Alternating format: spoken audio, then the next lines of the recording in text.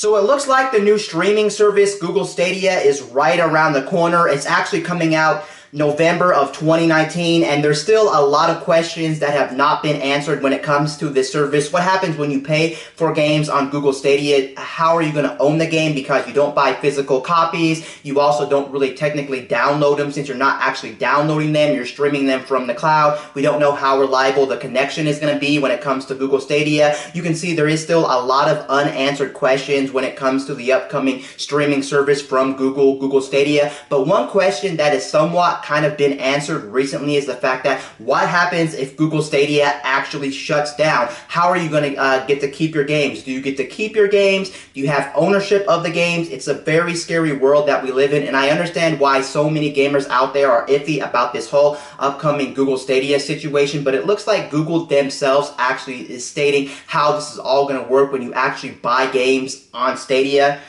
Google Stadia will support the takeout feature from day one. This allows players to download the metadata of their games, including game saves. However, games themselves cannot be downloaded, so if Stadia shuts down, players may not be able to access their games. It's okay to doubt my words. There's nothing I can say now to make you believe if you don't. But what we can do is to launch the service and continue investing in it for years to come. Exactly how we've been doing with Gmail, Docs, music, movies, and photos. That's exactly what we're committed to. So you can see right there from Google themselves, they did say you do get to download some type of metadata to your actual device, whether it's your computer or whatever the case may be, but it clearly said right there, I guess, if the servers do go down or the service shuts down completely, whether they're broke or whether nobody actually paid for the service or whatever the case may be, it looks like you're going to be shit out of luck, and that's not a good thing to actually come out and say. Why would you come out and say, well, if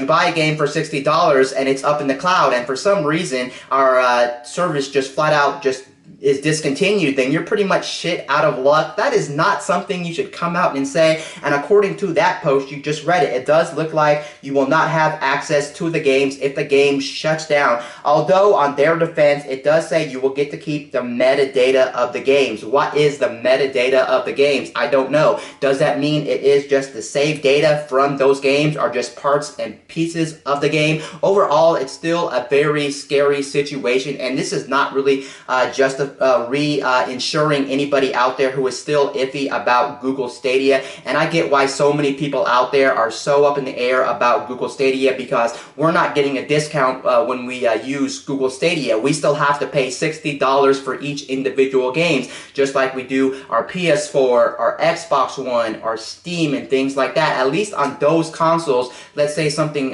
goes wrong, you can just re-download the games. I know on those consoles as well, like Steam, PS4, Xbox One, and even the Nintendo Switch, if the service was to flat out just shut down or they would discontinue it forever, of course you couldn't really log back into something like the PlayStation Store or the Xbox Live Store or whatever the case may be and actually download your games. But most likely those services aren't going anywhere anytime soon, because those are really big companies like Sony, Microsoft, and Nintendo, so you really don't have nothing to worry about, and they're established brands, and like I said, they're not going anywhere. They've already announced new hardware and things like that, so you have nothing to worry about. But with something like Google, you do have a lot to worry about, because this is their first time in the video game landscape. They're not known to making video games or doing anything in the video game industry, so I get why so many people are so up in the air about this. And who wants to spend $60 or potentially thousands of dollars on video games that they love to play to find out, well, one day they logged in and the servers are shut down, so you can't play that game that day, or it just shuts down forever for no support or whatever the case may be, and they discontinue it? You're pretty much shit out of luck,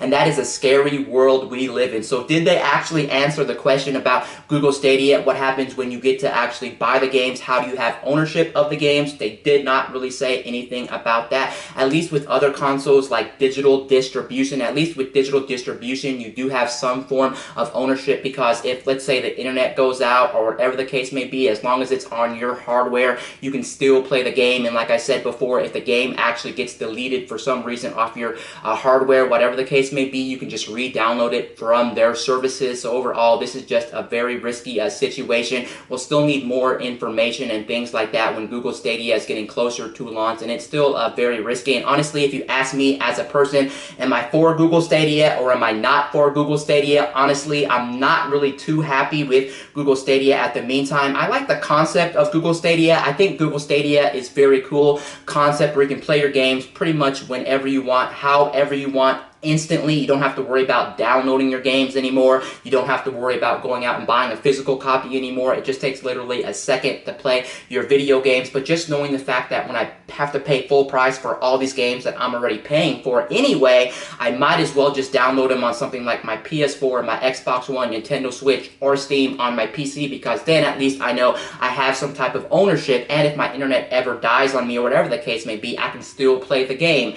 Anyway, guys, this is Wayne from My Tech News, signing out.